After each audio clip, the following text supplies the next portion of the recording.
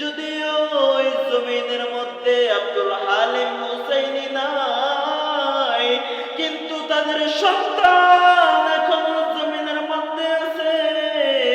তাদের রুহানি সন্তান এখনো জমিনের মধ্যে আছে। না না, সুযোগ নাই, সুযোগ নাই। এটা তুমি কখনো চিন্তা করো না যে তুমি অনর্থক গোলামি করতেছো, না না। বরঞ্চ জমিনের মধ্যে তুমি তাকায় দেখো, তোমার চাইতেও আরো অধিক অধিক অধিক বেশি আল্লাহর গোলামি করনেওয়ালা বান্দার অভাব নাই।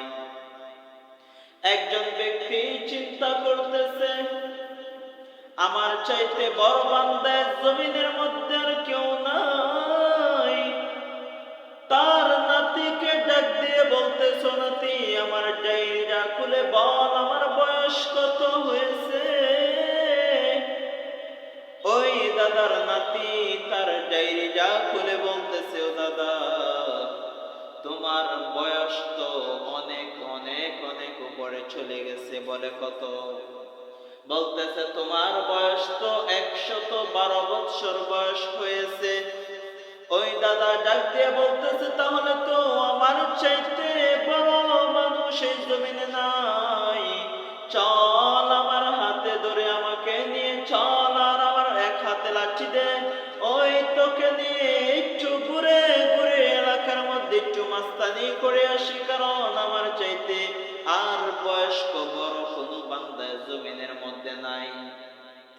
এইভাবে যখন তার নাতিকে নিয়ে আরেক হাতের মধ্যে লাঠি নিয়ে দাদা চলতেছে, কিছু দূর যাওয়ার পর এক জায়গায় গিয়ে যখন সে থেমে গেল, ওই স্থানের মধ্যে গিয়ে দেখতেছে একটা বট গাছের নিচে বট গাছের নিচে বসে একজন বৃদ্ধা লোক বসে বসে কান্না করতেছে। ওই দাদা ডাক দিয়ে বলতেছে, ও চাচা, কারণ সে দেখতেছে তার চাইতেও বয়সটা অনেক বেশি।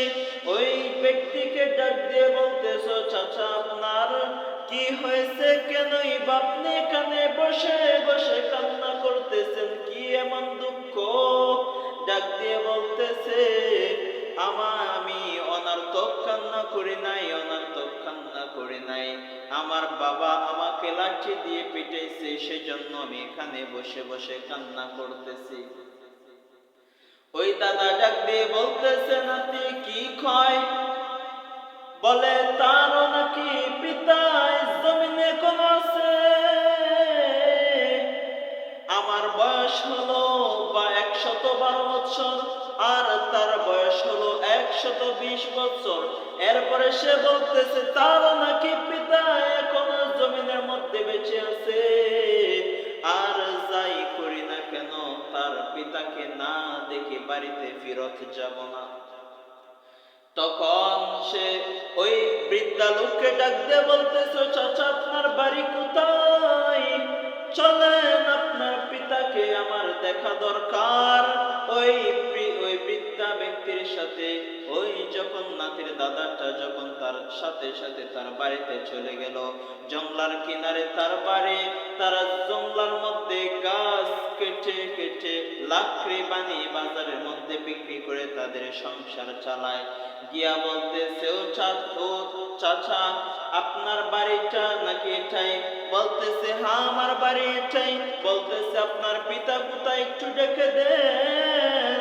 তখনই ডাক দিয়ে বলতেছে, ও বাবা তোমাকে একজন ব্যক্তি দেখতে আসছে। ওই তার বাবা যখন ঘর থেকে বাহির হয়, ঘর থেকে বাহির হওয়ার সাথে সাথে দাদা জিজ্ঞাসা করতেছে, ওই দাদা তার ওই ব্যক্তিকে তো চাচা ডাকছিল, ওই ব্যক্তির পিতাকে ডাক দিয়ে বলতেছ, দাদা আপনি আপনার সন্তানকে এই বয়সে কেন মারলেন? বলতেছে, আমি এমনি এমনি মারি নাই।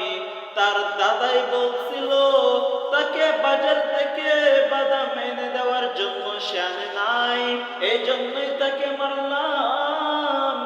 ওই নাতির দাদা ডাক দিয়ে বলতেছে, ও নাতি তাড়াতাড়ি ভাগ, এখান থেকে বেগে যা, এখান থেকে বেগে যা, সামনে আর অগ্রসর হওয়ার কোনো সুযোগ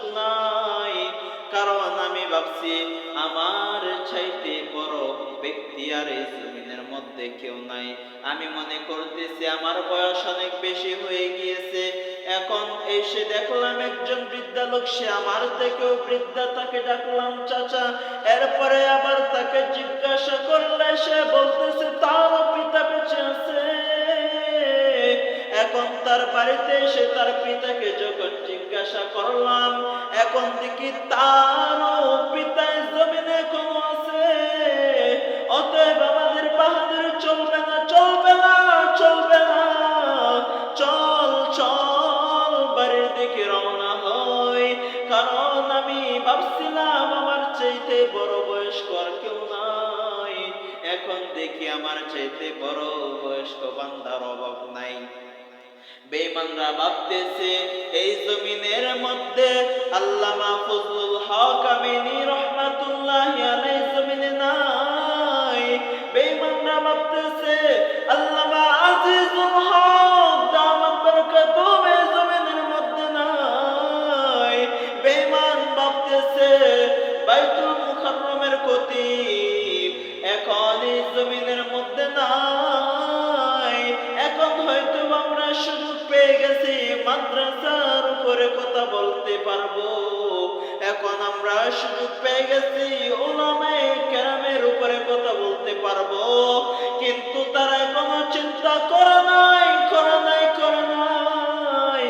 এই জমিনের মধ্যে যদিও বাইতুল মুকাররমের খতিব যদিও উবাইদুল হক বেঁচে নাই, যদিও আল্লামা আজিজুল হক দামাত বরকাতুহু যদিও এখনো বেঁচে নাই, যদিও শামসুল হক ফরিদপুর জমিনে নাই, যদিও ওই জমিনের মধ্যে আব্দুল হালিম হুসাইনি নাই, কিন্তু তাদের সন্তান এখনো জমিনের মধ্যে আছে।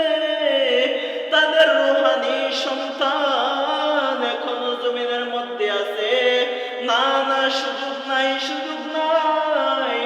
যদি ওই বেঈমানের বিরুদ্ধে উলামায়ে কেরাম এবং ছাত্র জনতা যদি লাঠি হাতে নিয়ে বেরিয়ে পড়ে, বেঈমান পালানোর সুযোগ পাবে না।